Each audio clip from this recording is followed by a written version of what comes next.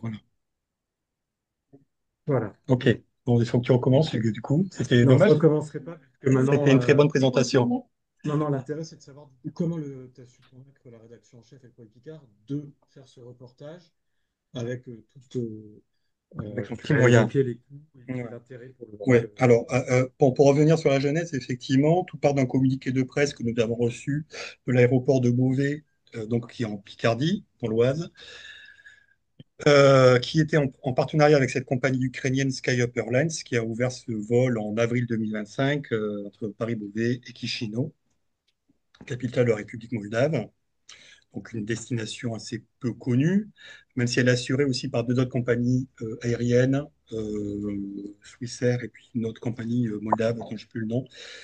Bref, bon, ce qui m'a effectivement, ces communiqués de presse ont été adressés à toutes les rédactions, c'est en fait des articles clés en main qu'on a l'habitude de recevoir. Moi, ce qui me manquait là-dedans, c'était, même si on avait compris que pour cette compagnie ukrainienne, c'était aussi l'occasion de revoler de ses cendres, hein, avec la guerre en Ukraine, c'était d'essayer de comprendre mais qui sont les humains derrière, qui tiennent cette compagnie, comment font-ils, et pourquoi ce vol en fait, pourquoi Chisinau, pourquoi Paris-Beauvais. Donc de là, bah, j'ai pris mon téléphone, mes mails et tout, et j'ai contacté de l'aéroport à différents interlocuteurs pour même être en contact avec cette compagnie, ce qui n'est pas évident puisqu'elle est basée à Kiev. Et j'ai pu ensuite rentrer donc avec des gens qui étaient des interlocuteurs directs, comme bah, Monsieur Munoz, qui est en ligne du coup, qui a joué un rôle très important dans cette affaire, puisqu'il a réussi à me mettre en relation avec la compagnie ukrainienne et leur proposer donc l'idée de mon projet, qui était de faire un vol sur un vol Paris-Beauvais-Chisinau pour me rendre compte de quels sont les passagers qui utilisent cette ligne et puis de par là, effectivement, de faire un zoom sur cette compagnie, sur un reportage qui apportera plus qu'un simple communiqué de presse. Ce qui veut dire, juste pour comprendre la jeunesse, c'est que d'abord, tu construis le projet toi, de ton côté avant de le proposer à la rédaction en chef. Alors j'ai commencé à le construire parce que déjà, effectivement, j'ai dans le coin de ma tête que l'argent étant le nerf de la guerre, et que dans la presse, l'argent est souvent ce qui fait défaut, surtout par les temps qui courent. Il faut arriver quand même avec effectivement un projet un minimum construit. Donc effectivement, il y avait cette idée de dire, bon, si je fais un sujet sur cette compagnie, est-ce qu'eux accepteraient d'être partie prenante? Et ça n'a pas été, bon, ça a été un peu lent, puisqu'il y a le contexte international. Enfin, il y a Kiev qui reçoit encore des bombes et tout. Ça a été sur le long cours, hein, ça, je pense, durer bien un mois avant d'avoir une réponse vraiment, avant vraiment d'avoir le go. À partir du moment où j'ai eu le go, là, j'en ai parlé à ma rédaction en chef, qui a été emballée par le projet. Donc ça, c'était plutôt une agréable surprise, même si je pense que quelque part, ça correspond aussi à une volonté de la PQR et du courrier Picard de faire aussi de nouveaux formats, montrer qu'on n'est pas simplement le journal Picado Picard, mais qu'on sait s'ouvrir à d'autres régions et à d'autres pays, avec toujours ce lien de la Picardie, qui était l'aéroport de Beauvais. Et à partir de là, ben, je me suis retrouvé donc déjà avant cette première étape de fête. Après, la deuxième étape, c'est que je me retrouve à Chisinau pour un minimum de 2 jours, puisque je partais le lundi, je revenais le mercredi. Donc, que faire à Chisinau, à part du tourisme, je connaissais rien du pays. Et c'est là que j'ai commencé à, pareil, contacter des organismes touristiques ou liés à des ministères. J'ai été mis en contact donc avec Adrien Gurdis, qui gère une agence de guides moldaves, qui m'a mis lui-même en contact avec Natalia, une guide de Chisinau, avec qui j'ai pu commencer à préparer mon séjour sur place. Je lui ai dit un peu ce que je voulais faire, et de là, nous avons établi un parcours. Bon, j'ai 48 heures à peine, donc c'était très juste, mais bon, on a fait pas mal de choses. Et voilà, et donc c'est un reportage finalement. En fait, finalement, je suis parti d'une idée, et au final, je reviens avec une série de sujets en partant de cette compagnie ukrainienne pourquoi elle part de l'aéroport de Beauvais pour Chisinau, à qui sont les passagers de cette compagnie, à découvrir la réalité de ce pays d'Europe orientale, dont on parle peu, mais enfin, dont on commence à parler maintenant de plus en plus, puisqu'il y a un intérêt géopolitique majeur, Ça, on y viendra, ouais. on y viendra, et puis à avoir noué des contacts hyper intéressants. C'est-à-dire que là-bas, j'ai rencontré une personne, un Picard qui vit à Chisinau depuis 10 ans et qui a créé sa boîte. Ce qui a fait l'objet, en plus de notre sujet, est totalement là, du coup dans l'ADN du courrier Picard. Parfait. Alors justement, donc on reviendra sur un peu tout ce que tu as évoqué et survolé. Euh, Andrian Gurdis donc, a eu un rôle important pour justement concrétiser l'idée que tu avais au départ pour avoir cet ancrage local et développer ensuite la série de sujets. Donc Andrian, franco-moldave, c'est comme ça qu'on peut le dire, ou moldave qui a eu une petite expérience en France. Je suis un franco-moldave. En tout cas, je me positionne comme ça. Même si je suis né en Moldavie, j'ai juste étudié en France. Et puis, je suis retourné en Moldavie pour continuer en fait, ma voie professionnelle. Euh, Parfait. Donc, Andriane, là aussi pour présenter un peu les choses, donc vous êtes à la tête d'une agence de guide c'est ça, de guide touristique en Moldavie, c'est ça? oui, oui, j'ai une agence. En fait, j'ai racheté une agence de voyage qui a été déjà créée en 2014 à Moldavie par une Française. Qui a vu une perspective touristique depuis les années 2010.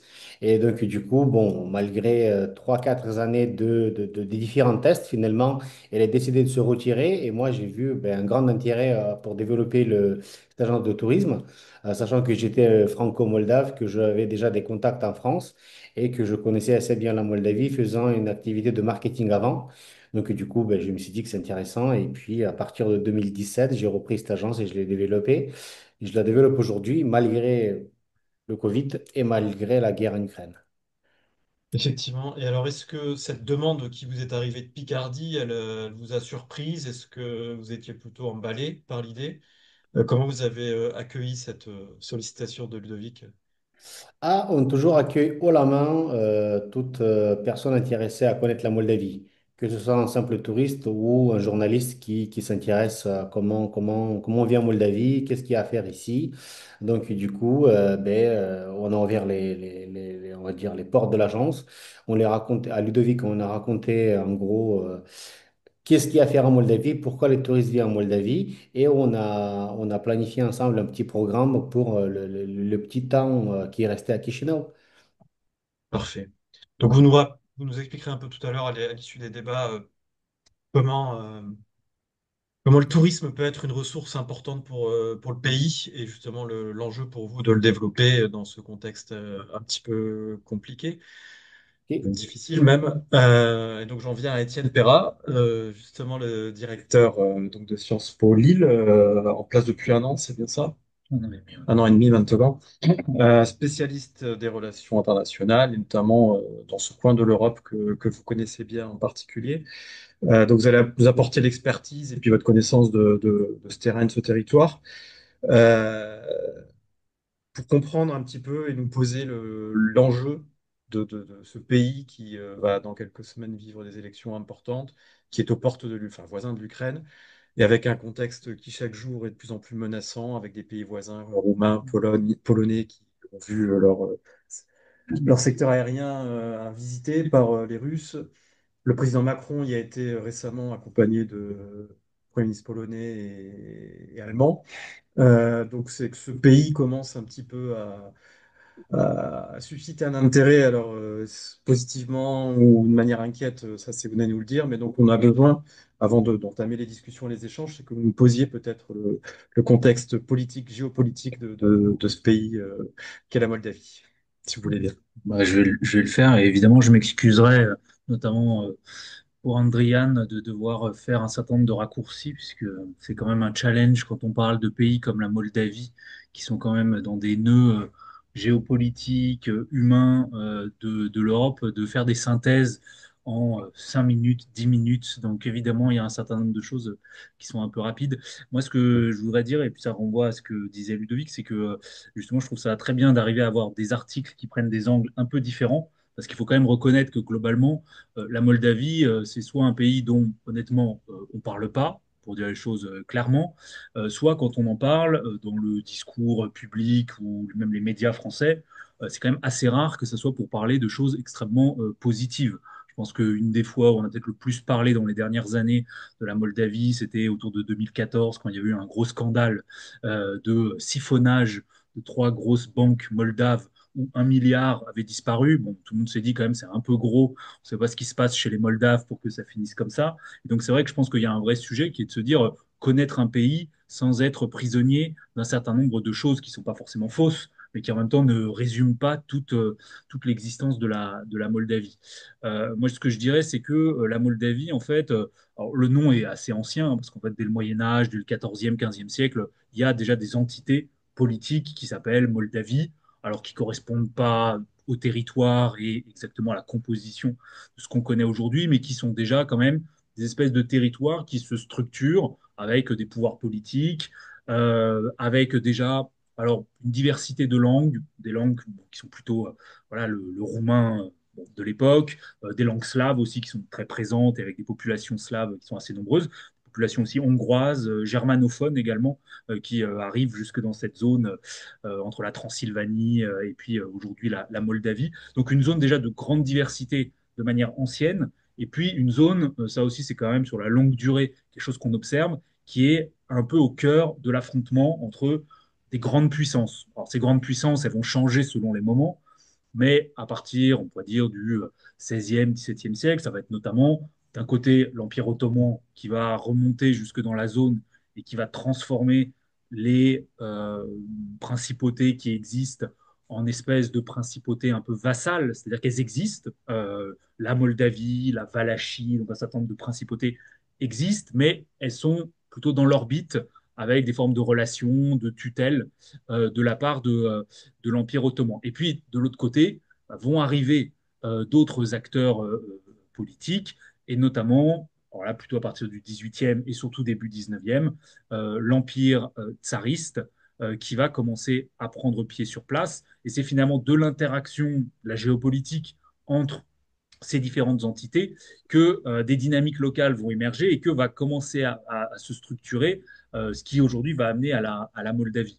Et ce qu'on peut dire, c'est qu'en gros, si on veut un peu un point de départ, le moment, c'est autour, on va dire, de l'époque des guerres napoléoniennes qui ont un impact là-dessus. Donc, on peut dire déjà les guerres napoléoniennes, c'est aussi un point de contact un peu entre la France et cette région du monde parce qu'il y a toute une géopolitique qui se noue et qui fait que de Paris à Constantinople, en passant par Saint-Pétersbourg, bah, un peu tout le monde peut avoir un regard sur cette zone. Je rappelle d'ailleurs que c'est même dans la région un peu plus large, que c'est quand même un aristocrate français en exil, le duc de Richelieu, qui va être un des fondateurs d'Odessa. Et qui, d'ailleurs, jusqu'à l'heure actuelle, est extrêmement important. Si on va à Odessa, on a des statues, on a un certain nombre de lieux qui rappellent cette histoire. Donc, on a aussi des exilés qui vont marquer la région. Et donc, on a une région qui va rentrer progressivement dans l'orbite politique de la Russie, une région qui va rester assez divisée. Et finalement, après, c'est sur 2 siècles, par un certain nombre de changements, et en fait souvent par la violence hein, imposée aux populations locales, que va émerger ce qui va devenir d'abord un territoire autonome divisé entre la Roumanie qui devient indépendante et l'Union soviétique, donc ça après la Première Guerre mondiale, et puis ensuite de ce territoire autonome qui était encore rattaché à l'Ukraine. Donc c'est aussi intéressant de rappeler quand même que en fait, ce qui notamment serait aujourd'hui la Transnistrie, donc la partie orientale de la Moldavie à l'époque, était un bout d'Ukraine. Et c'est seulement après la Seconde Guerre mondiale, et notamment après la conquête en 2 temps par les soviétiques de ce qui est aujourd'hui la partie occidentale, de l'autre côté du Dniest de la Moldavie, que la Moldavie va devenir une république fédérée de l'Union soviétique et que les populations qui y vivent vont aussi être soumises à tout un tas de politiques visant à essayer de notamment séparer l'identité moldave de l'identité roumaine, y compris en affirmant qu'il y aurait une langue qui serait vraiment une langue distincte fondamentalement de la langue roumaine, alors qu'en réalité, bon, c'est quand même globalement la même langue avec quelques variations, mais comme si on décrétait que, voilà, entre le nord de la France et le sud de la France, vraiment, on parlait des langues totalement différentes. Bon, on peut discuter, quoi. Et donc, qui fait qu'on se retrouve avec ce territoire qui se constitue et puis qui est devenu indépendant après en 91, mais donc toujours en restant au cœur d'une géopolitique avec des visions qui, venant de Moscou et du Kremlin, sont des visions qui considèrent que naturellement, on est, si ce n'est en Russie, dans la zone d'influence russe. Donc ça, voilà, c'est une vraie construction sur maintenant plus de 2 siècles et avec des politiques, vraiment, j'insiste là-dessus, en fait, de violence vis-à-vis des populations locales et donc y compris, je pense que Ludovic, vous en parlez dans votre article, de déportation de populations, notamment après la Seconde Guerre mondiale et avec des traces jusqu'à l'heure actuelle. Et de ce point de vue-là, finalement, la Moldavie, c'est ce qui est intéressant, c'est que ça peut sembler un peu singulier, mais que si on compare avec ce qu'il y a dans les États baltes, avec ce qu'il y a aussi dans certains États du Caucase du Sud, on voit des expériences partagées de répression, de situations un peu de ce qui pouvait être vu un moment comme des périphéries impériales, alors qu'en fait on peut tout autant les voir comme des États en tant que tels, qui n'ont pas à être vus comme des périphéries juste de Moscou ou de tel autre acteur. Et donc il y a aussi des expériences partagées, ce qui explique d'ailleurs, mais là je pense que Andriane pourra aussi le dire, le fait qu'il y ait eu parfois des sentiments un peu de proximité, voire de solidarité, quand il y a eu, par exemple, la révolution des roses en Géorgie en 2003, avec des solidarités qui se sont créées avec la Moldavie, avec la Lituanie par exemple. Donc voilà, des formes de relations qui font, qui passent pas par Moscou, mais qui au contraire essaient de construire d'autres types de solidarité dans la région. Mais voilà, tout ça est évidemment très schématique, et je m'excuse pour tout ce dont je n'ai pas pu parler et qui était néanmoins important. Ben, merci pour ce rappel historique, en tout cas, pour mieux comprendre le parcours de cette République aujourd'hui. Euh, on va revenir justement au cœur de ce reportage. Donc, parce que l'idée était de savoir qui prend cette ligne aérienne. Et d'ailleurs, je n'ai pas répondu à la question, je Non, crois. mais on va y venir, c'est le moment. C'est pour ça. Et, Oui. et justement, de savoir qui utilise cette ligne aérienne, si déjà si elle est toujours active. Oui, sur le sujet, Andriane, il n'y a pas de menace ou d'inquiétude sur la pérennité de la ligne pour le moment. Non, non, ça va. Il y a d'autres C'est lignes bien. qui ouvrent. Donc, Et non, d'ailleurs, non. il prend le vol demain pour venir sur Paris. Ah bah, très bien. Ouais. Et donc, bah, voilà, qui sont, est-ce que c'est la diaspora, puisqu'on peut Mm. penser qu'entre Paris et les Hauts-de-France, bah, il peut y avoir un intérêt, est-ce que c'est cette diaspora ukrainienne? Alors, voilà, pour contextualiser, je fais ce reportage fin juillet 2025. Donc, c'est la grande transhumance estivale. Et effectivement, à l'aller, je me suis retrouvé avec la diaspora moldave de la région des Hauts-de-France, mais aussi d'Île-de-France, qui reviennent au pays pour les vacances, qui ont chacun la maison de famille à la campagne, dans les environs du Chisinau ou bien plus loin, où il reste un mois. Et c'était essentiellement voilà, cette typologie de passagers, quelques réfugiés ukrainiens de passage. Mais alors, je m'attendais justement, parce qu'on a fait beaucoup de sujets sur les réfugiés ukrainiens au lendemain de l'invasion russe de février 2022. Je pensais, justement, au départ, c'était ça aussi que je voulais savoir, est-ce que cette compagnie ukrainienne faisait ça aussi pour les réfugiés ukrainiens, parce que Chisinau, c'est à 200 km à peu près d'Odessa, on est à 2 heures de la frontière. Il y a Cracovie aussi, mais donc ça rajoute un point un terminus de plus proche encore. Donc effectivement, j'en ai rencontré quelques-uns, mais je pense que la majorité des passagers, c'est plus effectivement diaspora ou voyage d'affaires. Tourisme, encore assez peu. Sur Chisinau, j'ai dû rencontrer, sur les 2 jours où je suis allé, j'ai dû rencontrer un couple de Français, plutôt de style baroudeur, enfin routard qui aime les destinations justement un peu empruntées. Par contre, beaucoup de touristes polonais, roumains, voilà. Donc voilà, donc ça m'a permis de voir voilà, comment la compagnie, et donc ce m'ont dit d'ailleurs SkyUp Airlines, leur objectif, c'est à partir de là de vraiment pouvoir retravailler sous leur propre couleur, l'orange, donc qui est quand même symboliquement assez fort, puisque l'orange, je me souviens que c'est la couleur de la révolution de Maïdan en 2014. Et Beauvais, pourquoi pas? Pourquoi? Parce que c'était en fait un aéroport historique avec lequel ils avaient commencé à travailler avant la guerre. Et depuis, ils ont ouvert une nouvelle ligne au départ de Nice. Et voilà, et donc leur but, c'est de développer cette ligne. Pour Kishino, bah, le but, c'est que de plus en plus de gens puissent venir pour découvrir le pays. Et voilà. Parce que, Andriane, vous allez peut-être nous expliquer, mais les vols commerciaux avec l'Ukraine sont fermés. Ouais. Oui. Donc, pour la diaspora ukrainienne, est-ce que voilà, d'avoir que Chisinau devient un vrai point de contact et d'entrée pour les réfugiés euh, vers l'Ukraine ou pas du tout? Oui, oui, oui. En fait, le sud de l'Ukraine, en gros, il est connecté à l'aéroport de Chisinau actuellement. Parce qu'effectivement, en Ukraine, où on peut, via Kiev, aller en direction de la Pologne, et puis prendre des vols à partir de Cracovie ou Varsovie, ou venir à Chisinau, et puis voler dans toute l'Europe à partir de là. Donc, il y a même il y a des lignes de bus qui se sont installées entre Odessa et Chisinau, et Kiev et Chisinau, qui circulent régulièrement jour et nuit pour connecter les Ukrainiens à l'aéroport de Chisinau. Et d'ailleurs, j'ai vu une news qui est tombée il y a 2, 3 jours. L'aéroport de Chisinau a enregistré la plus grosse croissance du flux passager en Europe cette année. Et c'est justement lié à la diaspora, surtout aux Ukrainiens qui vivent en Moldavie, mais aussi à des différentes nouvelles lignes qui sont connectées maintenant à Chisinau, ce qui fait que le flux ben, ne cesse d'agrandir et d'amener de plus en plus de monde en Moldavie, et depuis la Moldavie interconnecter les plus grosses capitales européennes et pas que. Est-ce que vous pouvez nous dire quelle était l'identité un petit peu des touristes avant le conflit? Est-ce que c'était une clientèle justement russophone ou d'autres parties de l'Europe de l'Est? Moi, j'aurais dit que le, le touriste type n'a pas changé. Il est plus d'Europe.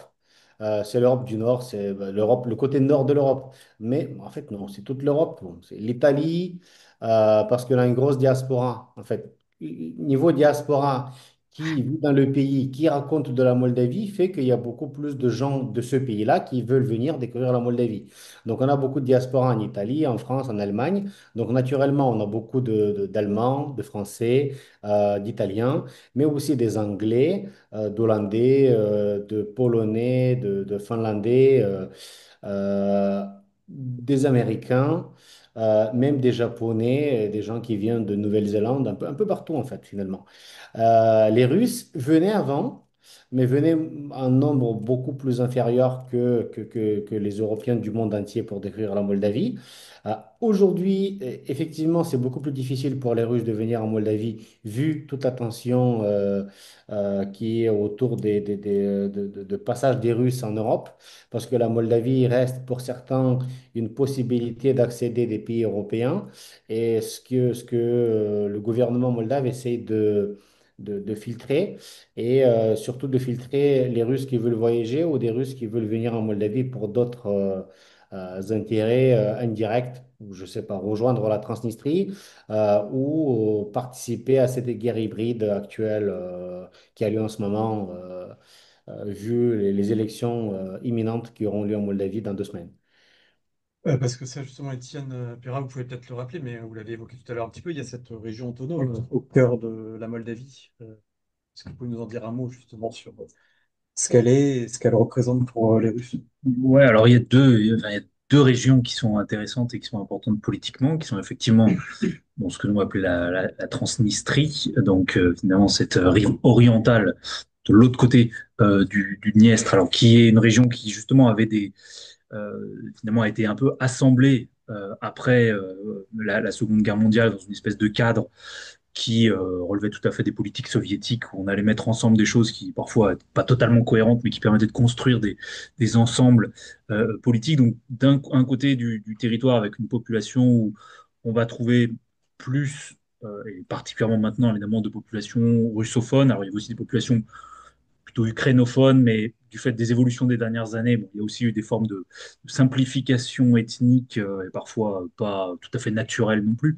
Et donc, en fait, on a cette région-là de la Transnistrie. Alors, la particularité, c'est que finalement, c'est une région sécessionniste du point de vue du droit international, qui va avoir ses propres institutions extrêmement lié d'un point de vue politique, économique, même militaire à Moscou, avec aussi une présence de troupes russes sur place, qui a d'ailleurs permis la sécession enfin en 1992, avec une guerre qui a été très rapide, parce que de toute façon, la Moldavie n'avait absolument pas les moyens de gagner cette guerre face à ce qui restait de troupes ex-soviétiques en Transnistrie. Et donc c'est vrai que cette région, on va dire sa perte pour la Moldavie au début des années 90, ça a quand même été un gros problème parce que même si c'était une région qui est une partie assez réduite du territoire sur un plan géographique, c'était quand même là que se concentrait une bonne partie de l'industrie, que ce soit de l'industrie lourde, de certaines activités économiques.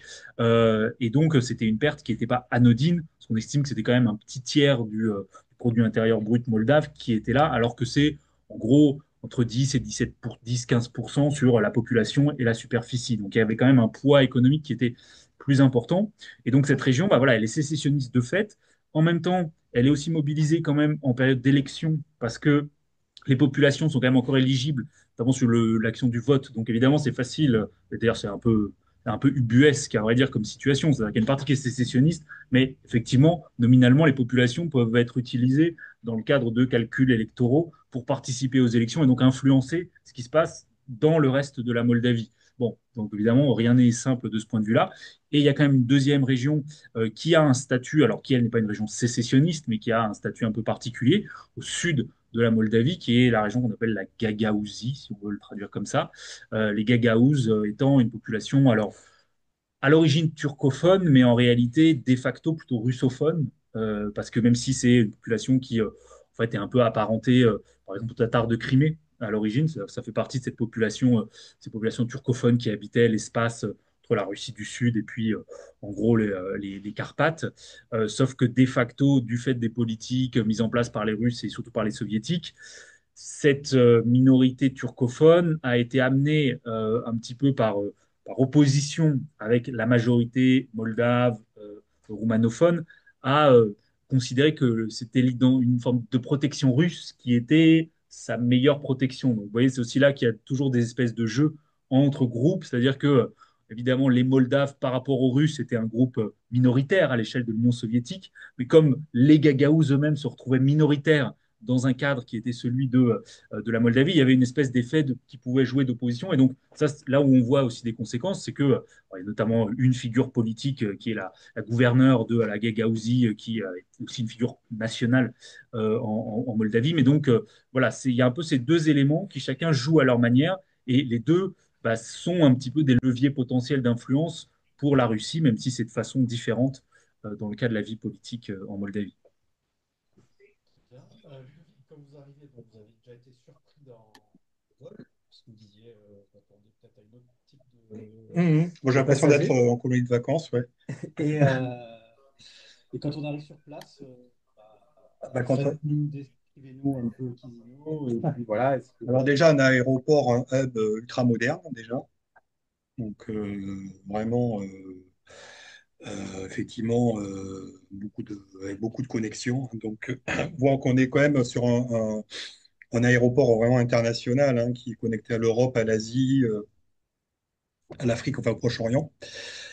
Euh, et puis ensuite, alors on a pris le bus, on va dire le trolleybus, pour nous rendre en ville. Alors là, mal on a pris parce que je voulais effectivement découvrir un peu comme la population. Enfin, mal on a pris, bah, c'est l'expérience, hein, on est journaliste. Mais 1 heure dans le bus sans clim, 39 degrés, l'arrivée a été déjà très très chaude. Euh, Parce qu'en fait, bon, Wakishino est une très très grande ville. Alors on appelle la ville des 7 collines, une ville avec beaucoup d'espaces verts.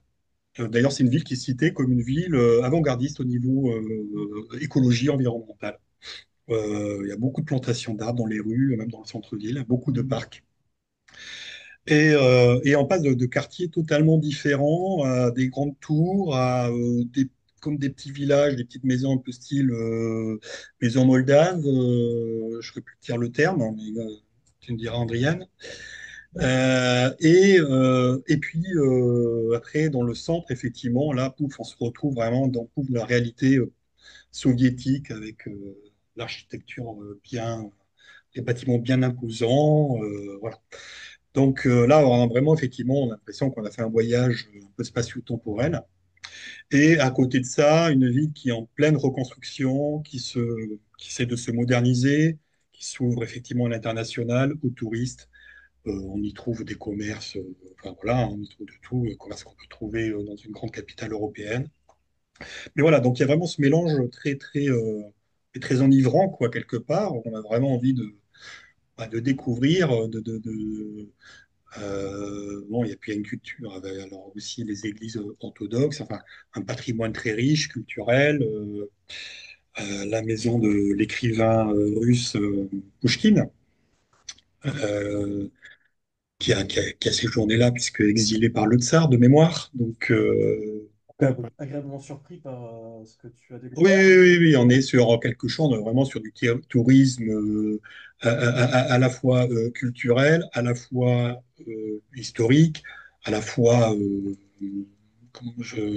environnemental, enfin, où on peut se balader dans les parcs, où il y a des loisirs, des jeux et tout ça.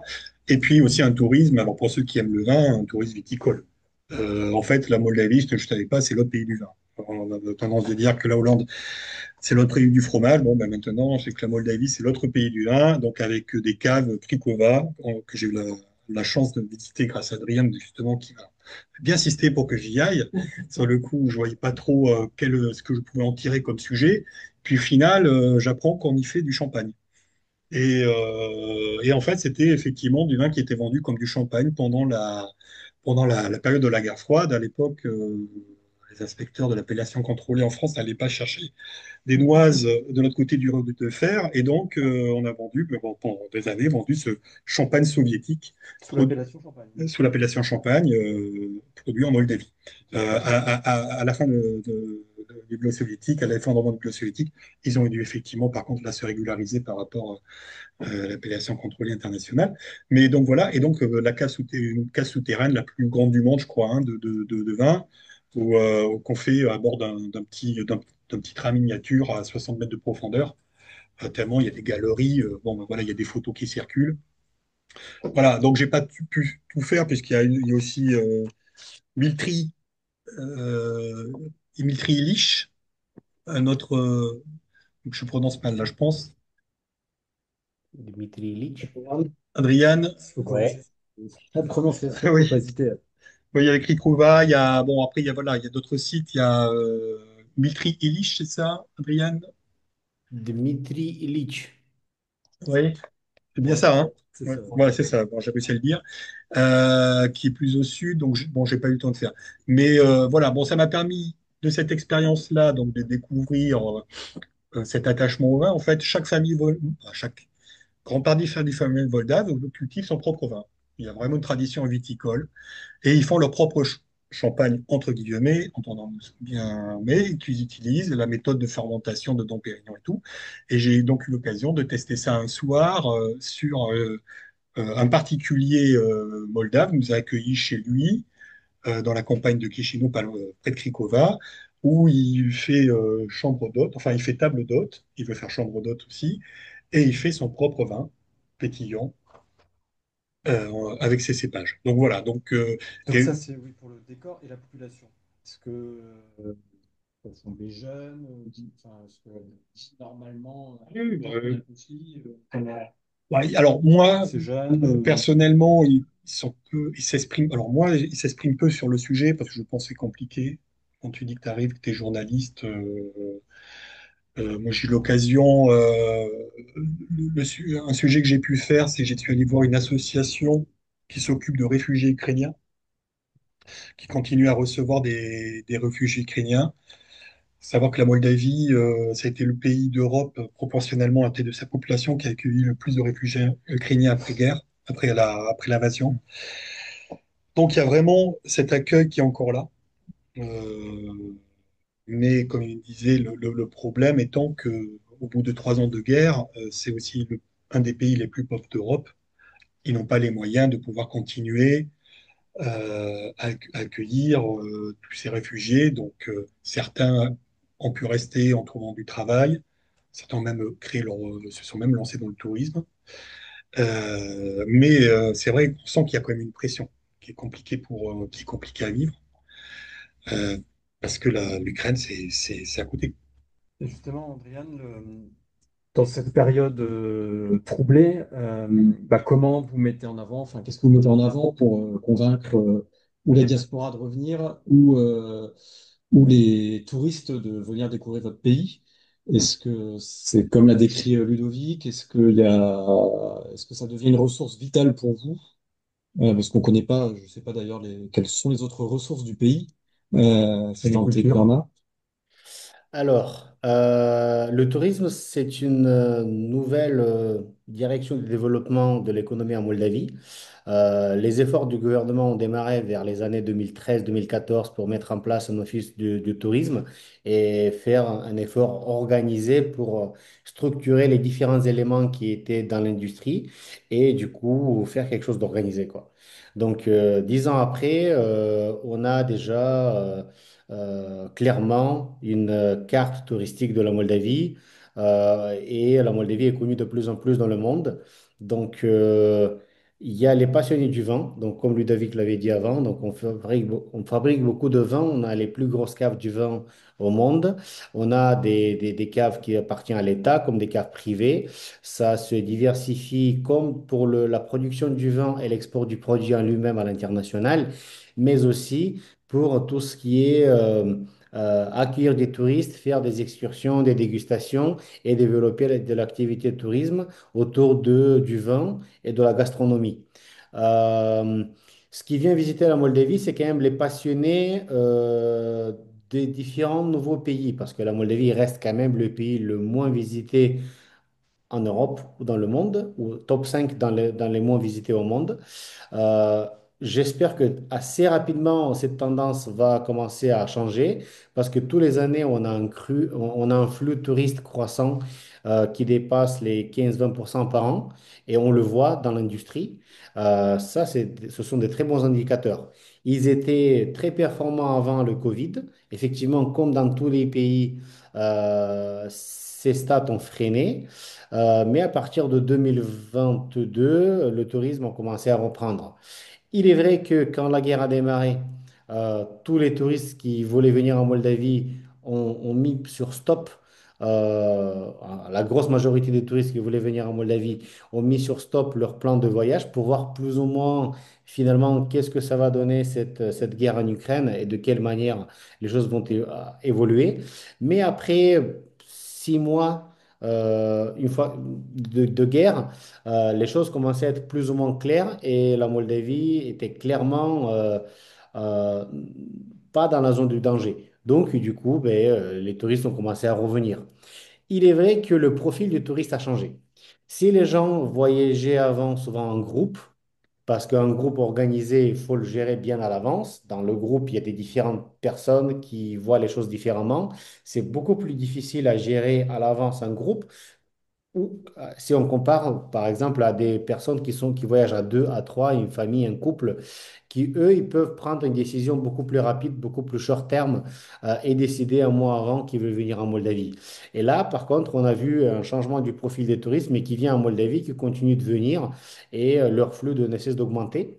Euh, Cette année, à partir de 2025, on voit quand même déjà le retour des groupes, l'intérêt des agences de tourisme à l'étranger, en France par exemple, parce que je travaille avec beaucoup d'agences de tourisme dans les différents pays avec lesquels on a un contrat, qui commencent déjà à créer des groupes, des programmes, et on commence à planifier pour 2025. Donc du coup, vers la fin de l'année, on a pas mal de groupes, 2026 et même 2027.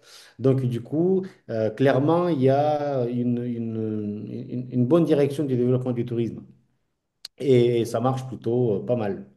Et les capacités d'accueil hôtelières, ou est-ce que c'est aussi bon marché? Est-ce que vous jouez aussi sur ce levier-là? Est-ce que vous êtes en hébergement, tu évoquais les chambres d'eau, tout table d'hôte, est-ce En que rural, ouais, c'est bon. ce genre d'hébergement ou c'est des hôtels euh, de type chaîne qui sont proposés? On a le tout, on a franchement du tout. On a des hôtels bien placés qui sont qui sont orientés à plutôt des clients euh, qui ont les moyens de payer ce type d'hôtel. On a des hôtels plus simples, un 3 étoiles, 2 étoiles.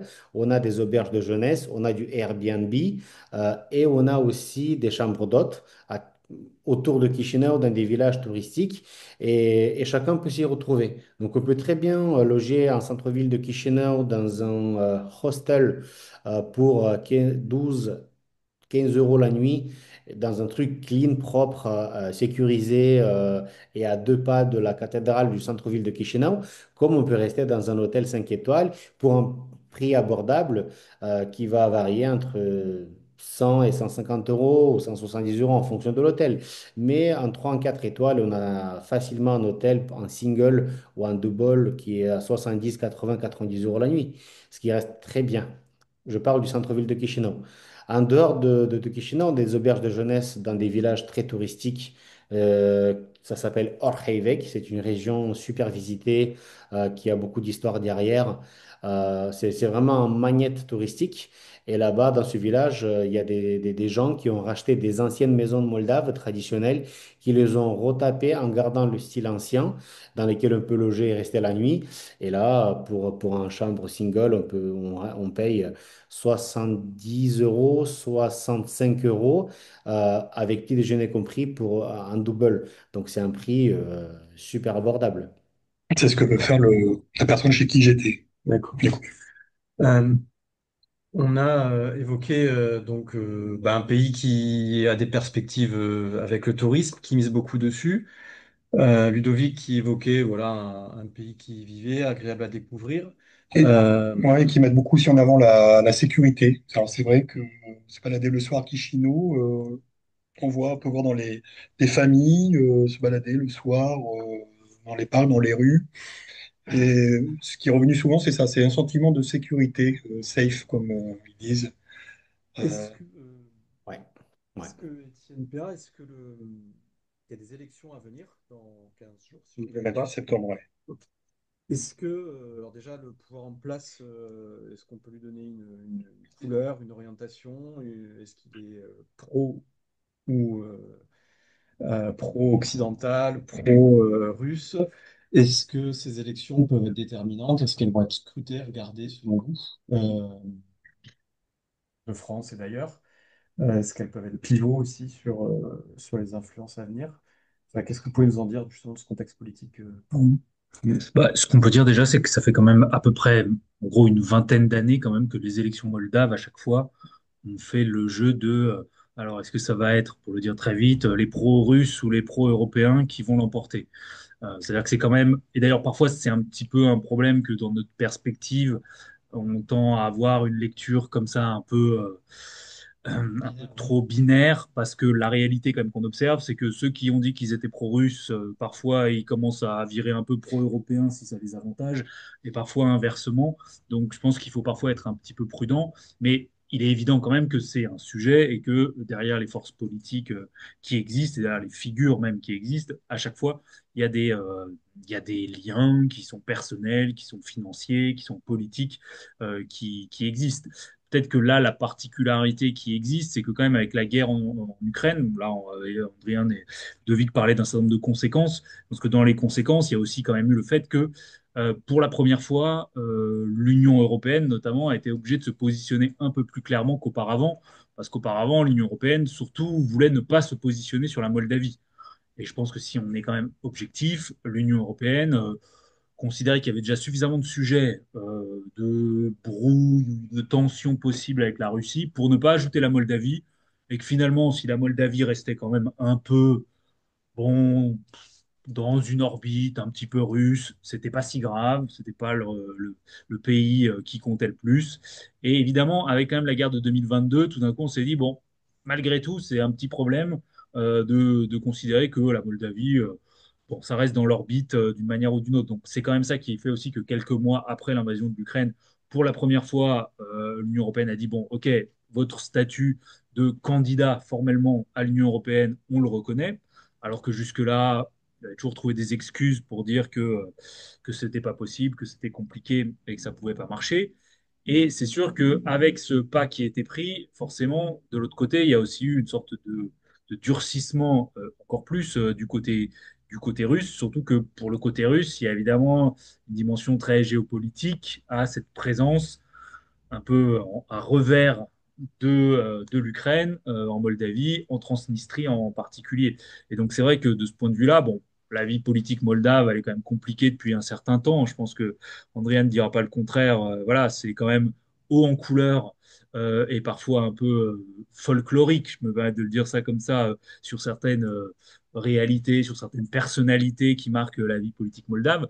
Mais là, c'est vrai qu'on sent bien qu'il y a une forme de, alors, à la fois de durcissement, et en plus, je pense que ce qui est intéressant, je pense que en plus, Ludovic, tu avais aussi voilà, attiré l'attention là-dessus, sur le fait que finalement, les stratégies russes sont aussi des stratégies qui deviennent, je ne sais pas dire plus fines, parce que les stratégies russes ont toujours été fines, mais disons, qui comprennent que dans la société moldave, il y a quand même un vrai désir d'Europe, et du coup, qui se disent, il ne s'agit pas juste de dire retournons à l'Union soviétique, c'était tellement bien, parce que ça marche plus avec les générations les plus jeunes, mais qui est notamment d'essayer de créer des entités dont les discours politiques sont un peu plus complexes, sont justement pas toujours identifiables comme forcément totalement pro-russes, et que du coup, là, le pari politique qui est fait par la Russie, c'est plutôt une espèce de fractionnement de la vie politique moldave, qui fait que les voix, notamment pro-européennes,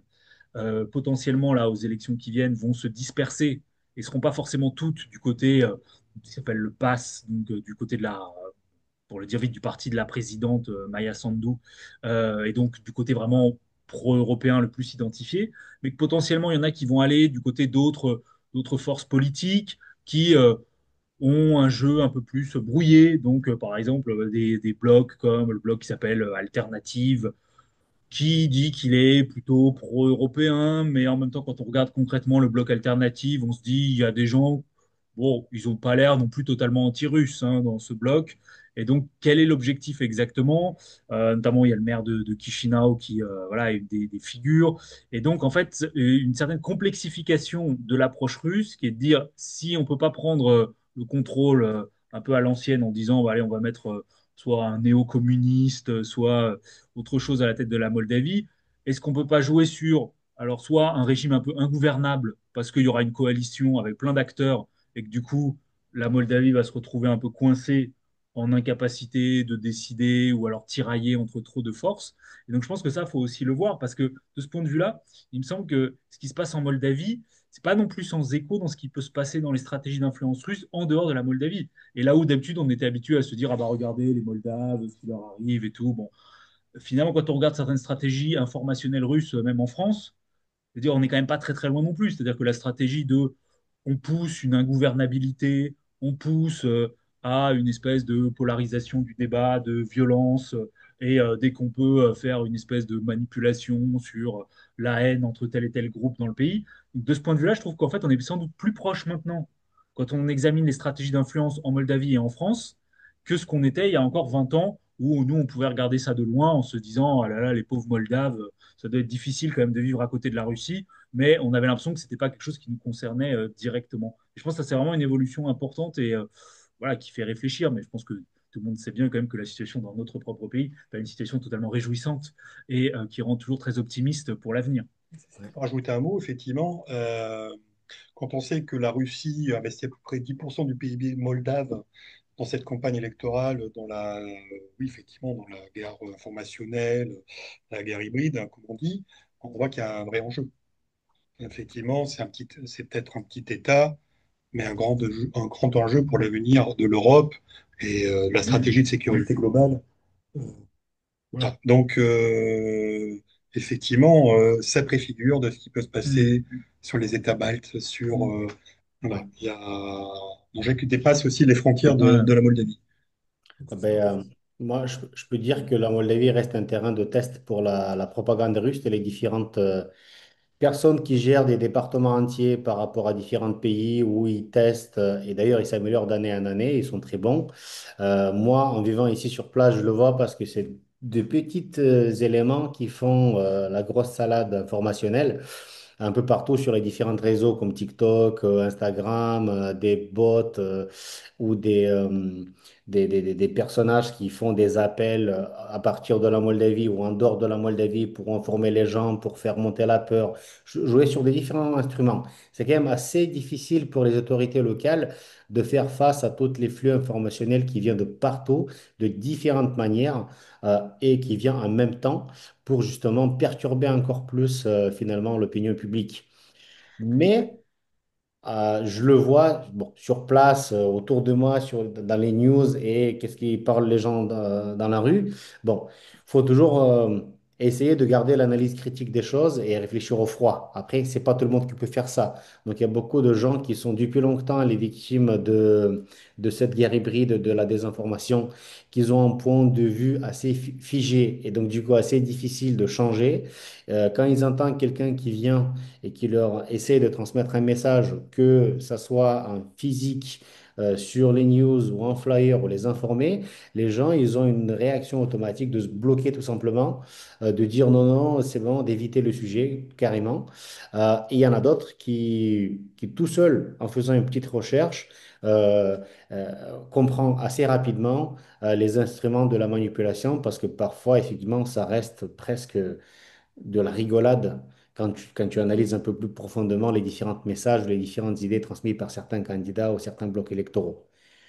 Et ce que je peux dire aussi, ce qui m'a marqué lors de mon séjour à Chisinau, c'est de voir quand même les drapeaux de l'Union européenne qui sont affichés sur les bâtiments gouvernementaux côté du drapeau de la République de Moldavie. Et en grand, hein, même plus grand qu'ici en France, hein. Ouais. Il y a vraiment, en tout cas à Chisinau, on sent qu'il y a vraiment une volonté de montrer que notre avenir, c'est vers l'ouest, pas vers l'est. Ouais.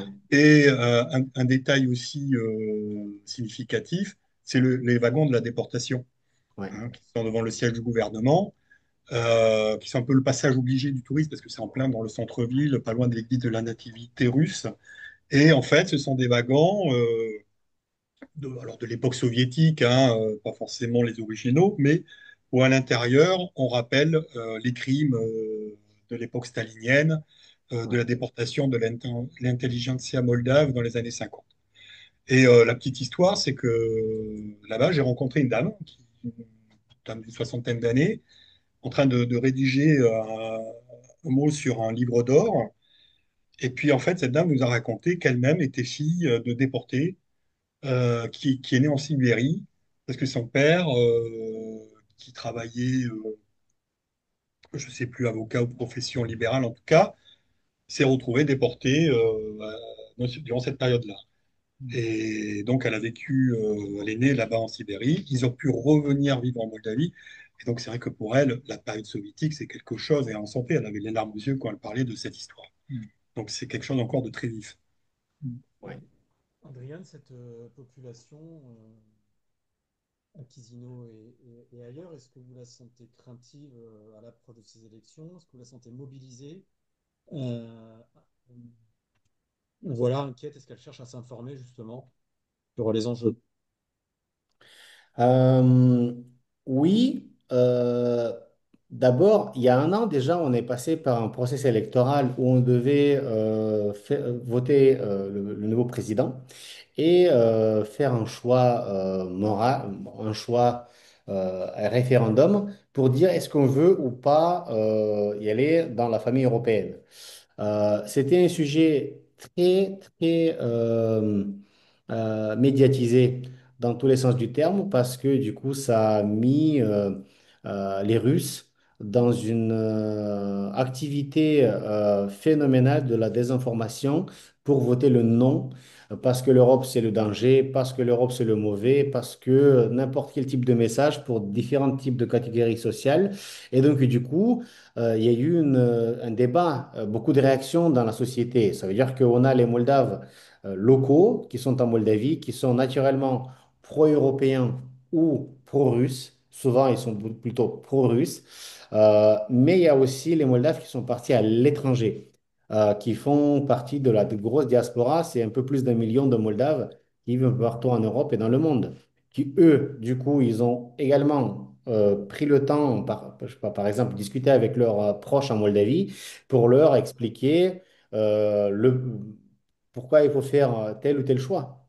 Donc, du coup, tous ces réactions ont créé des vifs débats et finalement, c'était un oui pour l'Europe et c'était oui pour, pour prolonger le mandat de la présidente Maya Sandu pour encore 4 ans.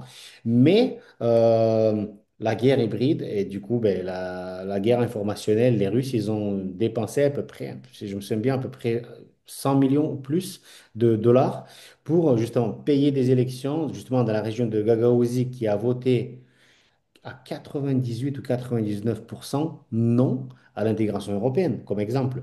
Ce qui était flattant, c'était hyper évident et on le voyait, il y avait des flyers, il y avait des gens qui étaient payés. Ça a justement ouvert plein d'enquêtes. Dans le pays, il y avait plein de gens qui ont été verbalisés pour le fait qu'ils avaient accepté d'être payés pour un vote et des personnes qui étaient les organisateurs de ce schéma.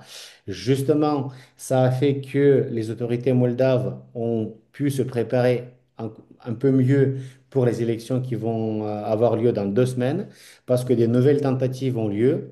Apparemment, ce que disent les différentes news et analyses, c'est que les Russes, cette fois-ci, ils ont mis sur la table un peu plus de 350 millions d'euros pour bon, financer des différentes campagnes, les réseaux, ou justement payer carrément les gens contents pour qu'ils puissent faire le vote. Mais même là, le truc, c'est que les personnes qui sont payées par les Russes, souvent, sont déjà des personnes un peu douteuses, et même eux volent dans les caisses de cet argent-là. Donc, du coup, ce qui aide plus ou moins, d'une manière indirecte, à ne pas voter russe. Et ça, c'est plutôt une bonne nouvelle. Mais voilà, aujourd'hui, la population est plutôt mobilisée. Euh, Personnellement, je pense que, vu ce qui s'est passé il y a un an, maintenant, c'est plus calme. Mais avant les élections, il y a encore 2 semaines. On ne sait pas ce qui va se passer. Euh, j'ai vu que au sein ça s'appelle département 5 chez leur truc de FSB de la Russie, le curateur, le gérant de ce ministère, cabinet, vient de changer. Donc, il s'appelait Dimitri Kozak. Et depuis longtemps, il gérait justement les affaires de la Moldavie et cette lutte de la guerre hybride et finalement gagner les élections et attirer la Moldavie dans la zone d'influence russe. Donc, il vient d'être changé et à sa place vient un ancien de l'équipe qui connaît beaucoup mieux les plus grosses têtes. Donc, du coup, normalement, c'est le numéro 2 derrière Poutine qui gère un peu, qui gère l'administration russe. Il s'appelle, bon, je ne l'ai pas dans la tête, je vais me rappeler tout à l'heure. Donc, du coup, c'est lui qui va reprendre ce département, qu'il a repris déjà, et on ne sait pas quelles seront justement les décisions qui vont suivre après. Mais apparemment, après, même si les élections vont toujours être remportées avec une victoire pro-européenne, avec un parti politique passe qui prendra la majorité, ce que on en doute. Euh, la lutte hybride va passer à une nouvelle phase pour justement déstabiliser, avoir plusieurs partis et faire justement que la Moldavie ben, atteigne d'une manière de plus en plus difficile le but initial pour intégrer l'Europe. Donc on verra, c'est un challenge. Ce que je peux dire à la fin, c'est que la population, plus ces jeux-là politiques et plus la manipulation est intense, plus les gens réagissent à cette intensité et développent une sorte de résistance. Et ça, c'est un bon signe. Donc, ils se détournent pas de la politique ou des élections. Par contre, Hmm. ils se détournent pas de la politique et des élections. Non, non, ils ne se détournent pas, ils restent très connectés, mais ça amène une sorte de fatigue informationnelle au bout d'un moment. Après, tu sais clairement, c'est Est ou Ouest. Et après, même si tu vois plein de flux, Généralement, tu restes plutôt est ou ouest. Il faut que vraiment quelque chose arrive de très mauvais pour que tu changes d'avis. Par exemple, quand la guerre en Ukraine a démarré, plein de pro-russes ont carrément changé leur point de vue.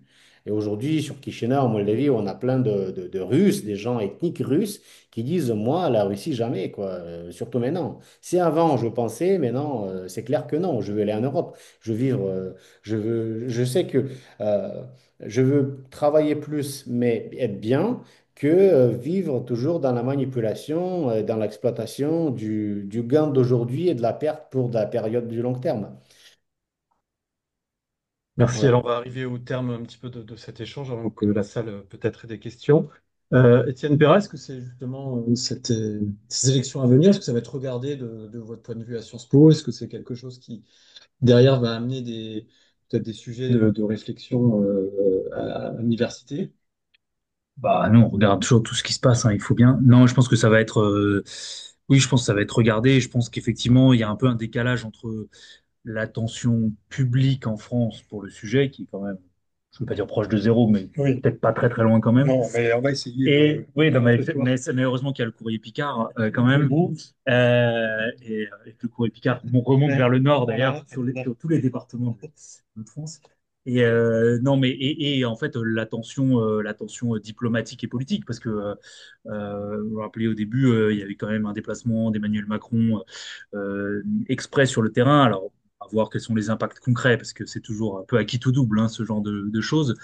Mais en fait, effectivement, je veux dire, dans les ministères européens des Affaires étrangères, à Bruxelles, enfin, aux États-Unis aussi, c'est une élection qui va être hyper scrutée et sur lesquelles, je pense qu'Andrian le disait aussi, dans les 15 jours qui précèdent, on sait que c'est exactement le genre de moment où on n'est pas à l'abri, on touche du bois, d'avoir tel événement qui va avoir lieu, d'avoir une explosion mystérieuse qui on va dire ah bah ça y est, regardez, c'est une manipulation d'un tel ou d'un tel, avec souvent une volonté dans les derniers jours de pouvoir essayer de faire bouger les positions des uns et des autres. Donc je pense que ouais, les enjeux sont vraiment énormes et je pense que c'est mérité d'arriver à avoir un peu de couverture de ce qui se passe et puis d'expliquer la manière dont la Moldavie elle est vraiment au cœur d'une grosse géopolitique continentale à l'heure actuelle. On vient de dire si, il y a eu la Pologne récemment, mais est-ce qu'il y a d'autres élections dans les pays limitrophes, justement, ou c'est la seule de 2025 dans ce coin du monde?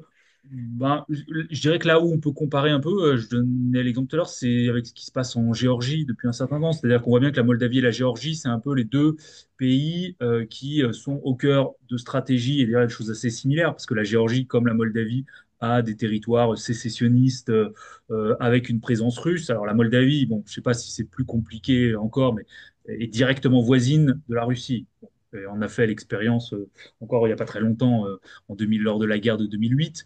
Donc la Géorgie a une espèce de pression encore plus grande peut-être que la Moldavie, mais c'est un peu le même exemple, c'est-à-dire de sociétés assez fractionnées, de sociétés qui partagent à la fois des choses, par exemple sur le plan religieux, avec des dimensions d'orthodoxie avec la Russie qui peuvent être utilisées, qui partagent aussi des formes d'héritage, et en même temps bah, des identités spécifiques et une volonté de s'affirmer et quand même, il faut préciser, parce qu'on parlait tout à l'heure du vin, que les Géorgiens considèrent que c'est la Géorgie, l'autre pays du vin. C'est pas la Moldavie. Donc ça, je suis désolé, je dois le préciser, mais ça fait partie des rivalités qui existent autour de la mer Noire, mais en l'occurrence, c'est des rivalités amicales. Donc il y a pas de problème. Mais du coup, c'est voilà, je pense que c'est un peu la comparaison qu'on peut faire, de dire deux pays qui sont au cœur de très gros enjeux géopolitiques. Ouais. Oui, Sur oui, le quand même. voyage, il y Oui, a oui, oui. quelques mois, mais Allez enfin, bien. ce voyage retour, est-ce qu'il a été. Il était, non, il Comment était vous l'avez vécu? fatigué, euh, mais très enrichi. Donc, je me suis dit que ça valait le coup de le faire. Que ça m'a donné envie de poursuivre dans cette voie-là, effectivement, d'ouvrir les horizons. Parce que je pense qu'on peut être journaliste de local, on peut être journaliste sur un territoire, Mm. parler de la Mm. proximité des gens, mais les gens, comme chacun sait maintenant, les gens sont connectés H24. Et voilà, de savoir qu'on peut faire du champagne, par exemple, dans un pays d'Europe orientale, peut toujours être une découverte intéressante. savoir qu'il y a ce pays effectivement qui existe à 3 heures de vol d'un aéroport proche, ben voilà une information qu'on leur doit. Et puis voilà, moi je milite pour qu'on prenne pas le lecteur pour un imbécile, mais que justement on soit là pour élever le débat et ouvrir les horizons, quoi. Est-ce qu'il y a eu des retours sur cette série de reportages? Est-ce que déjà en interne, mais aussi est-ce que des lecteurs ou autres Ben, alors oui, du coup, j'ai eu des retours très intéressants parce que de fait, de là, j'ai été contacté sur les réseaux par des gens qui m'ont dit, ben, enfin, c'est très bien que vous soyez intéressé à la Moldavie. Et puis voilà, une personne qui habite Compiègne qui marie une Moldave, par exemple.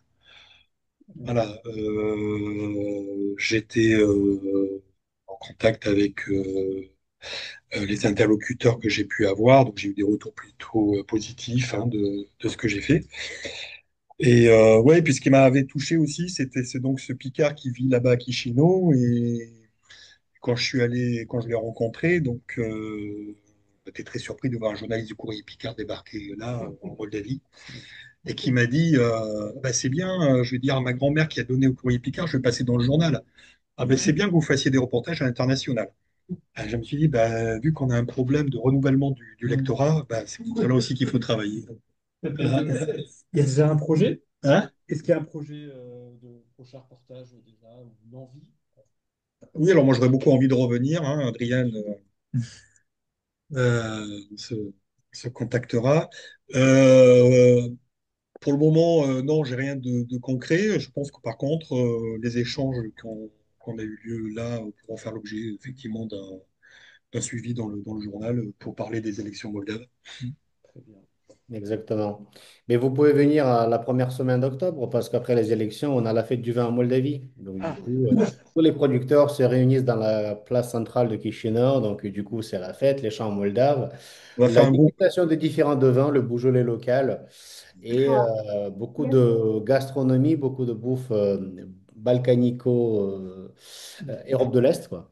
Très bonne. Donc, c'est un moment pour toucher un peu de tout pendant 2, 3 jours. Donc, du coup, c'est une bonne occasion pour visiter la Moldavie. Ok. Ouais. bah, l'avantage d'être au Club de la Presse ce soir des Hauts-de-France, ça peut entraîner à ce qu'on organise effectivement un voyage de presse avec les médias régionaux. Alors, Ouais. on a parlé beaucoup de ça, mais est-ce qu'il est bon? Écoutez. Oui, je l'ai goûté, oui, quand même. Je l'ai goûté. J'en ai ramené, que j'ai pas Ah, bah, encore écoute, ouvert, hein. mais Et justement, ça tombe bien parce que normalement, en octobre, en novembre, sur Netflix, il y a une série qui va sortir et elle va parler de la Moldavie. Comme ça, ben, comme Netflix, ben, c'est mondial, je pense que les citoyens de France et de Picardie aussi pourront suivre, justement, voir un peu un documentaire fait par les Américains sur justement le tourisme en Moldavie. Est-ce que, il y a des questions dans la salle? Est-ce que les gens... Oui, oui. Ah, Je oui, voulais bah. compléter, pardon. Donc, il y aura un bureau de vote pour le 28, je veux dire, qui sera au conseil régional. Euh, on a dû se battre un peu parce que la mairie de Lille ne répondait pas. Et puis, après, que ce soit entité, ils ont dit bah non. Donc, ce sera au siège de région. Et l'ambassadrice avec qui j'ai géré justement pour payer ce vote à la région, il disait que lors de la dernière élection, ils ont eu 6 ou 7 alertes à la bombe dans les différents bureaux de vote en France. Donc là, je veux dire, le ministère de l'Intérieur va sécuriser le périmètre et autres.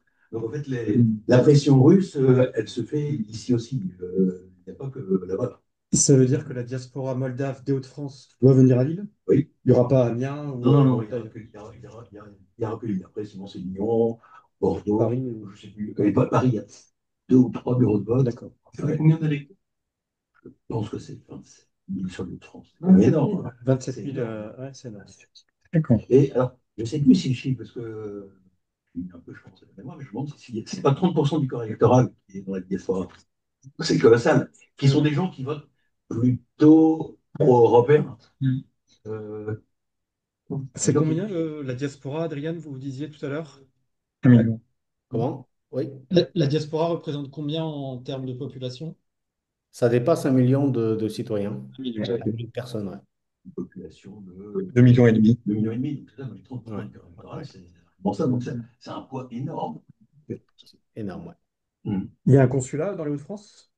Oui. Pas encore. D'accord. C'est- On est en train de travailler. Et monsieur, vous aviez aussi une... Voilà, je vais peut-être quand même évoquer le fait que la guerre, j'ai entendu plusieurs fois, n'a pas commencé en 2022, mais elle a commencé en 2014 après le coup d'État du Maïdan pour enlever les États-Unis. Il y a eu quand même jusqu'à 15 000 morts dans le Donbass, morts notamment du fait de la répression entamée par le régime de Kiev et des milices nazies. Ça, c'est quand même des faits. Donc la guerre n'a pas commencé en 2022. L'invasion. L'invasion, oui. On a parlé de la guerre qui a commencé en 2022. Elle a commencé, puis la Russie intervient en soutien aux républiques indépendantes de Donetsk et de Lugansk aussi, qui avaient fait sécession avec l'Ukraine. C'était des républiques indépendantes, qu'elles soient conformes ou pas au droit international. Le Kosovo n'est pas plus conforme au droit international, où l'intervention de la France en Guadeloupe, en Nouvelle-Calédonie, ou en Là, je pense qu'on mélange quand même un petit peu tout, hein, sans vouloir. C'est Non, non, mais, logique. non, mais je comprends, mais là, vous parlez de précision. Je pense que dans ce cas-là, soyons précis sur tout.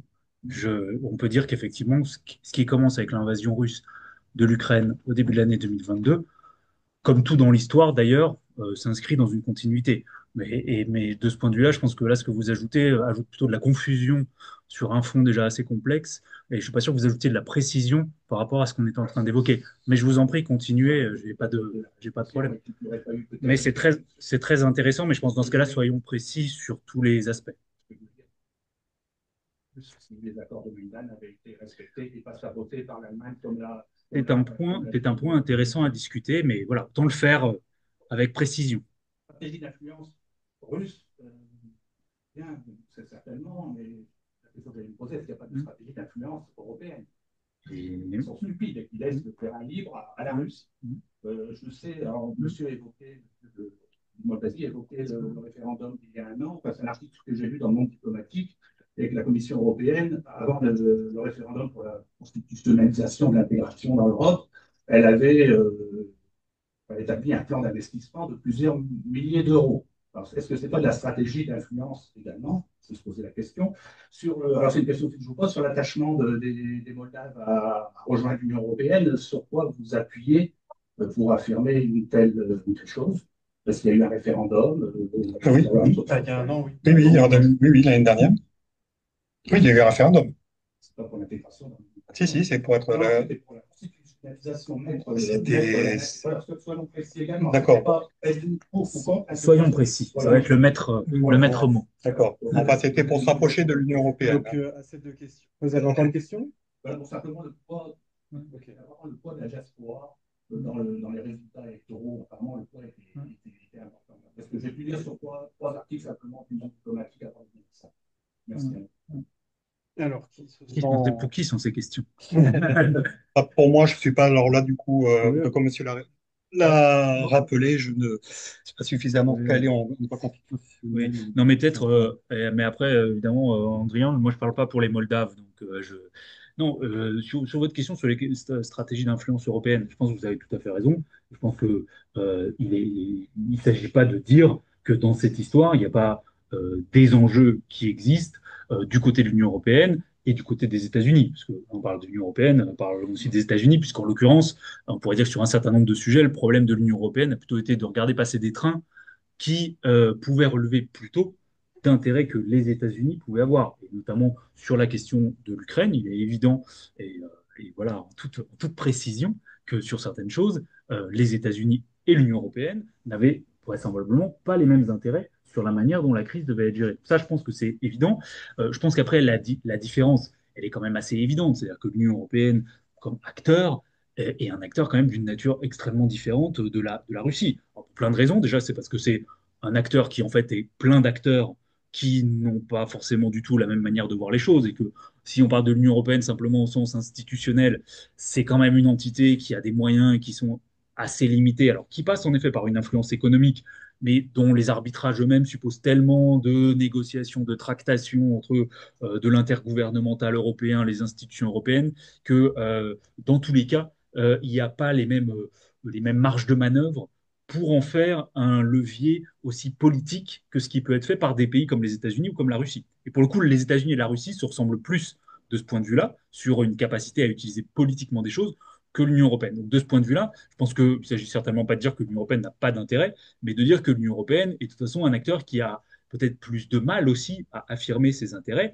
Et je pense quand même, là, je me permettrait de préciser ça, que malgré tout, même s'il y a aussi des stratégies informationnelles qui peuvent être déployées par les États européens, on peut quand même se féliciter de ne pas avoir tout à fait les mêmes méthodes que la Russie. Je pense que ça, non, non, ça, je vous assure, je vous assure que nous n'avons pas tout à fait les mêmes méthodes. Ça ne veut pas dire que nous sommes irréprochables tout le temps, loin de là. Mais déjà, les gens qui critiquent les autorités en France ont une espérance de vie un petit peu plus longue que celle qui les critiquent en Russie. Ça, je pense que c'est quelque chose qu'on peut malgré tout dire, et un certain nombre de personnes en ont fait l'expérience. Et que derrière ça, c'est à des échelles qui sont évidemment quand même très différentes de ce qu'on observe en Russie. Alors, c'est un sujet de débat tout à fait important et pertinent et que nous pouvons prolonger avec intérêt. Mais je pense qu'il y a aussi des éléments qui traduisent quand même cette réalité historique dans la région. Donc voilà. Et après, comme vous posiez la question, mais peut-être là, je pense que Andréane aussi aura plus d'éléments sur la question de la manière dont on évalue l'attachement et la volonté d'adhésion à l'Europe. Je pense qu'en fait, moi, je répondrais sur un aspect qui ne concerne pas la Moldavie directement, c'est qu'on a quelque chose qui, euh, qui est un phénomène qu'on a pu observer et qu'on observe dans tout un tas de pays qui, tant qu'ils n'étaient pas membres de l'Union européenne, évidemment, projettent sur l'Union européenne des choses par rapport à leur propre vécu. On a vu comme la même chose dans les années 90 avec un certain nombre, d'ailleurs, d'espoirs qui parfois se sont retournés. C'est-à-dire qu'une fois que les pays étaient dans l'Union européenne, ils se sont rendus compte que ce n'était pas forcément si simple. Et notamment, ça peut expliquer certaines évolutions des années 2000 en Bulgarie, en Roumanie, où l'expérience quand même d'intégration à l'Europe a été plus compliquée, mais bon, quand même pas mal en lien avec la manière dont les élites nationales ont aussi géré l'intégration à l'Union européenne. Et donc, de ce point de vue-là, je pense que là où je suis d'accord avec vous, quand je suis d'accord avec vous, je le dis aussi, c'est que il y a des choses qu'il ne faut pas idéaliser. Il ne faut pas être sur une vision totalement idéaliste de une population où tout le monde serait là à dire vive l'Europe. Je pense d'ailleurs, c'est pas du tout ce qu'on a décrit. On a décrit, je pense, Andriane, Ludovic, voilà, ce dont on a parlé, c'est une société, en effet, divisée, où d'ailleurs, tous les gens qui soutiennent les liens avec l'Europe n'ont pas forcément les mêmes choses en tête quand ils parlent de l'Europe. Il y en a qui peuvent penser à des migrations individuelles, il y en a qui peuvent penser à des études, il y en a qui peuvent penser à du business, il y en a qui peuvent penser voilà, à des aspects politiques. Et je pense que de ce point de vue-là, c'est vrai que ça, c'est peut-être un sujet sur le plan journalistique parfois, c'est de ne pas être dans quelque chose d'un peu idyllique ou édulcoré, qui d'ailleurs dépolitise la question du lien avec l'Europe. Mais voilà, ouais, je laisse la parole quand même aux premiers concernés par le sujet. Bon, les Moldaves, ouais, Philippe? Non, allez-y, allez-y. Ouais. Bon, les Moldaves sont des Européens dans leur esprit. Si on enlève la manipulation de la guerre hybride, les Moldaves, haut la main, sont pro-Europe, mais une grosse majorité. Après, depuis des années et des années, on joue sur la peur, sur le fait que l'Europe, c'est mauvais, que ça va nous amener de la crise, qu'en Europe, il y a des gros problèmes économiques, immigration, euh, et que c'est pas bien l'Europe pour la Moldavie. Et une bonne partie de la population, finalement, se laisse facilement manipulés par la propagande, parce qu'il y a des choses qui sont parfois vraies, parfois fausses, mais ceux qui gèrent ces manipulations veulent avoir de plus en plus de gens qui finalement ont un vecteur non-Europe. Si on enlève ça, les gens sont très ouverts. Même la Transnistrie, euh, plus de 80% de tous les exports, produits en Transnistrie exportés, elles sont à destination du marché européen, même s'ils disent qu'ils sont pro-russes. Parce qu'il y a on va dire, une position politique imposée par Moscou, mais il y a aussi une réalité économique imposée par le marché.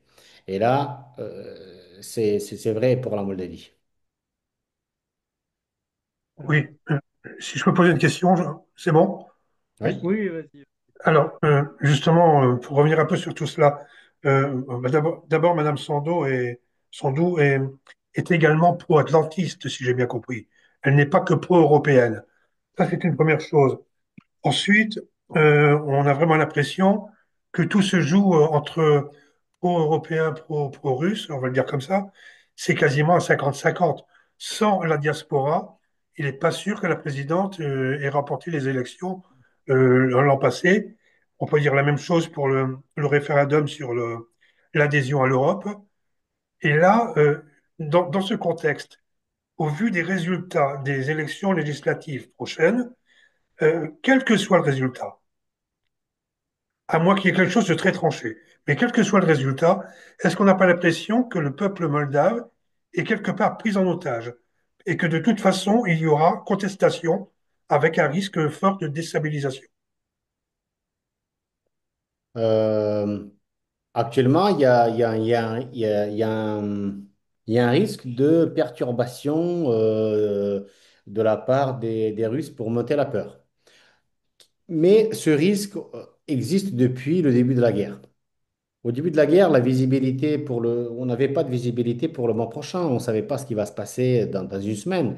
C'était vraiment incerte. On a vu finalement qu'on est beaucoup plus résistant que ça paraît, finalement on tient notre pays et qu'il y a un bon sens général qui est plutôt bon sens et que ça marche. Donc les Moldaves finalement sont pas aussi faciles à manipuler, à leur faire peur. Ça, c'est clair. Après, on ne sait pas, c'est toujours la bonne question. Quel est le plan de ceux qui sont à Kremlin en train de créer de nouvelles stratégies? Quelles sont leurs stratégies? Quelles sont leurs visions? On ne sait pas encore tout. Donc, il reste à voir ça. C'est vraiment une bonne question. Merci. Est-ce qu'il y a d'autres questions, précisions à apporter au débat? Ah ouais, déjà, la Moldavie, tu peux avoir de l'OTAN. Non. Et ça donne quoi l'armée de Moldavie? Elle a une armée ou c'est... L'armée moldave. Elle est visible déjà dans les rues ou pas? Est-ce que... Non, j'ai vu des... Bonne question, tiens, je ne sais plus. On est un pays, on est un pays neutre et on voudrait bien garder cette neutralité. Si on deviendrait la Suisse de l'Est, ça serait bien. Sauf qu'on ne le laisse pas. On veut toujours nous partager, diviser, qu'on prend un choix. On veut être ami avec tout le monde, avec la Russie, avec l'Europe, être un hub d'interconnexion sociale, économique, mais on ne nous laisse pas, malheureusement. Concernant l'armée, oui, on a une petite armée en Moldavie. Je vais pas vous donner les chiffres parce que je ne les ai pas dans ma tête, mais c'est une armée plutôt symbolique. Donc, l'exercice militaire en Moldavie avant était obligatoire, maintenant il ne l'est plus depuis déjà des bonnes années. On a un ordre public un système, le ministère d'Affaires internes est un système qui a des différents types de structures comme les carabinieri. C'est des, c'est pas Les des policiers. policiers, mais c'est plutôt des gens qui font, je sais pas, l'ordre, qui maintiennent l'ordre public. Hmm. S'il le faut, généralement ils font rien, ils se promènent dans les rues, ils regardent comment ça va, mais rien de Hmm. plus. Sachant qu'en Moldavie, c'est très calme, c'est très sécure. Je sais pas, même à 3h30, 3h du matin, tu te promènes dans les parcs ou dans les fins fonds de la capitale et personne qui va te chercher à te faire des problèmes. Et les vitres des voitures restent généralement à leur place. Donc, non, il n'y a pas ça. Et du point de vue de la position de la Moldavie envers une possible agression ou des provocations, c'est juste une défense. C'est pas une attaque, c'est juste sur ligne de défense. Euh, le sujet de la Transnistrie et de la provocation, comme quoi la Transnistrie voudrait euh, faire des provocations pour, d'un côté, attaquer l'Ukraine pour y aller vers Odessa ou même venir en Moldavie, reste très, on va dire, parlante, mais ça porte pas vraiment de gros risques parce que à ce jour, on dit qu'en Transnistrie, il y a à peu près entre 1000 et 1500 militaires russes, ce qui fera pas un grand résultat sur un effort militaire. Donc c'est plutôt calme. C'est plus de la peur et des mots que des vrais risques.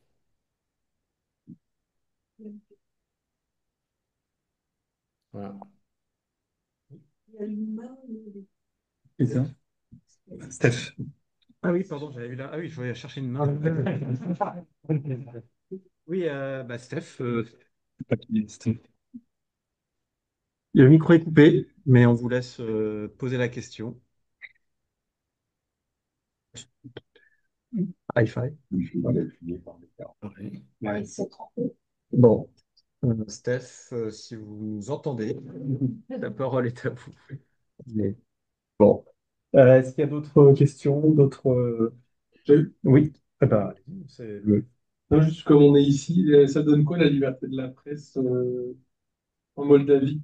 Tu vois, toi, t'as dû faire relire ton article par la compagnie aérienne, par exemple? Pas du tout. Non? Non, D'accord. non, non. Ni par l'agence de voyage? Ah non, non plus. D'accord. Non, non. Et Euh, là-bas, on travaille, enfin, je sais pas, il y a des médias libres, ça se passe comment? alors, j'ai beaucoup à l'hôtel, j'ai vu qu'il y a beaucoup, on est très connectés, hein, beaucoup de chaînes d'information en continu. Hein, Ouais. euh, et oui, si, la presse, hein, Yann, Ouais.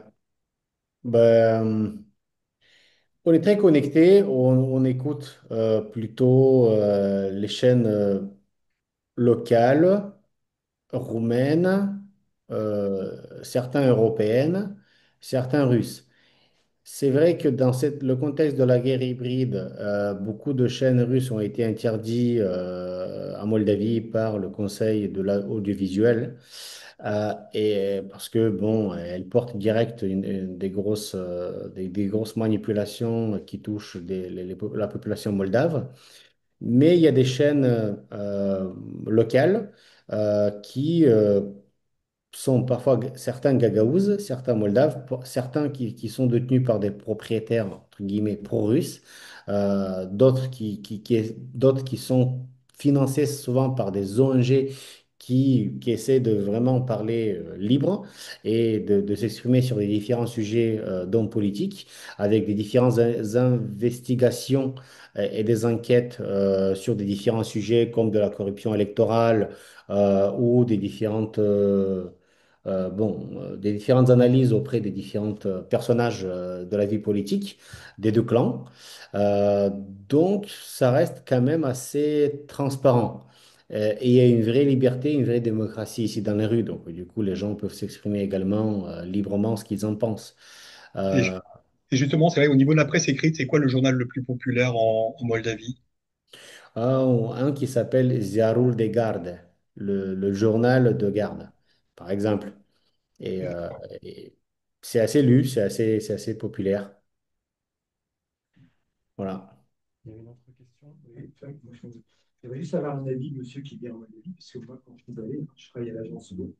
Je l'ai vu plusieurs fois, alors pas dans la capitale, mais également dans les secteurs ruraux. Et moi, l'impression que j'ai eue, c'est qu'il y avait vraiment un décalage énorme entre la ville et les communes rurales. Juste une image, hein, je travaille à l'agence de l'eau, il fait très chaud, je suis allé en hiver, en été. En été, on arrosait les pelouses dans la capitale. Dans les communes rurales, les gens manquaient d'eau.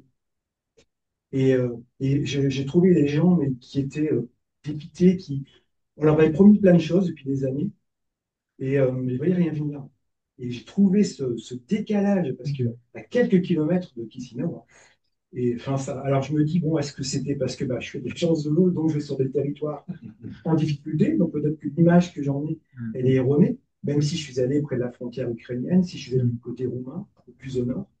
Et j'avais ce sentiment-là, vraiment un décrochage très important entre les villes, où là, on a l'impression d'être dans les villes. On a Orange, on a des boutiques Orange, on a tout ce qu'il faut. Orange est Et le les premier communes rurales, opérateur ouais, en le Moldavie. secteur rural qui, moi, je m'occupe d'eau et assainissement, puisqu'on est là pour les aider, on a des accords avec les autorités locales, et on a vraiment un décrochage, enfin, ça m'a vraiment, ça m'a vraiment fait quelque chose.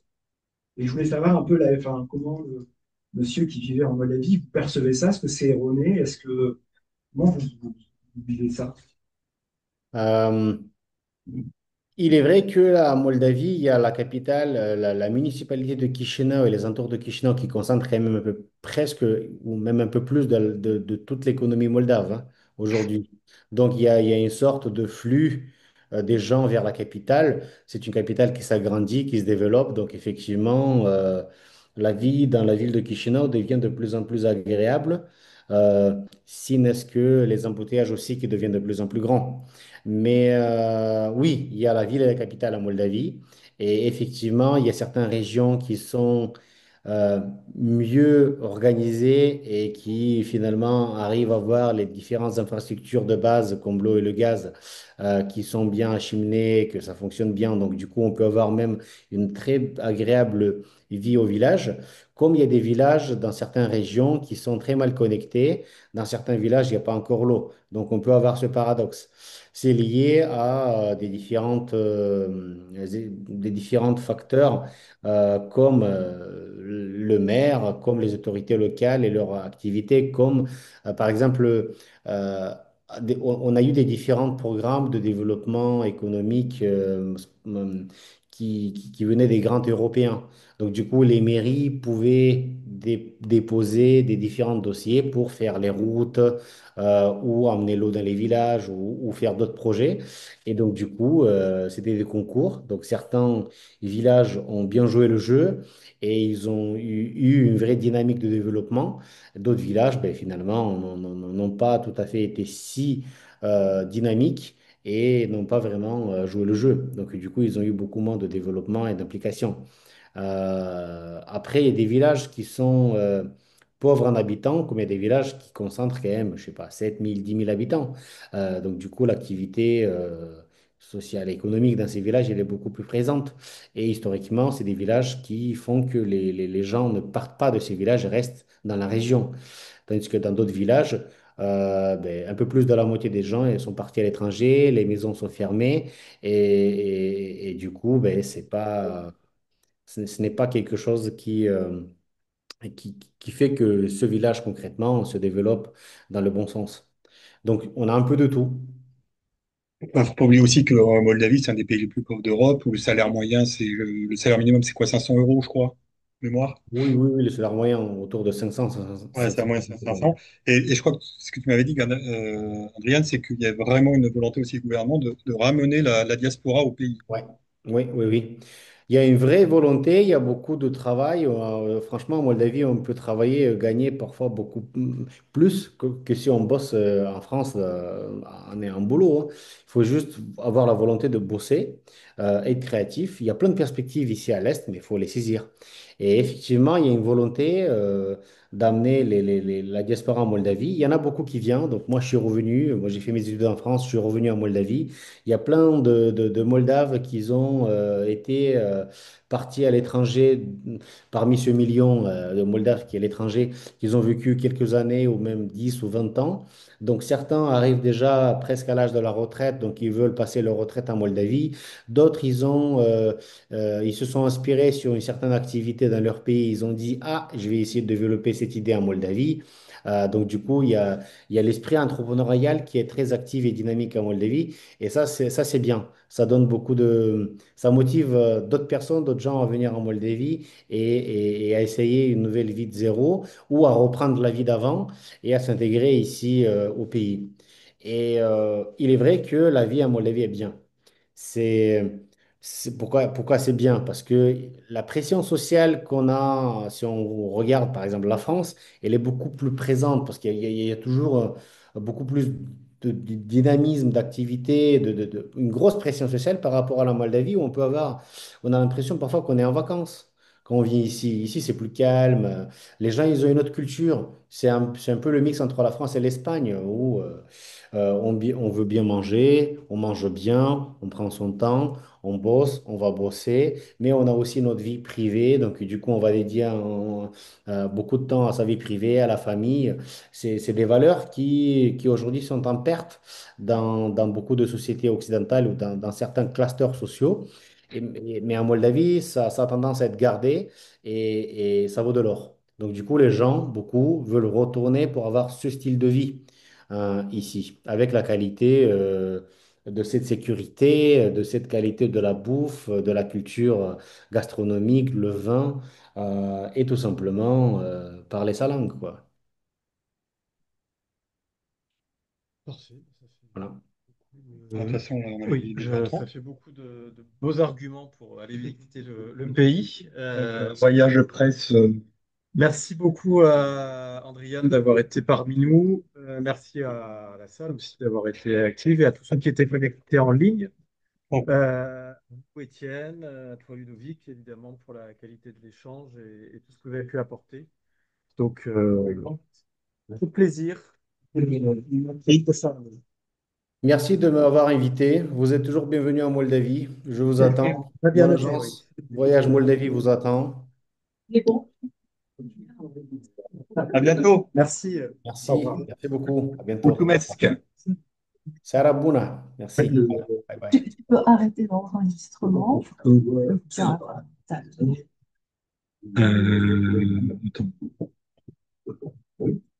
J'arrête l'enregistrement.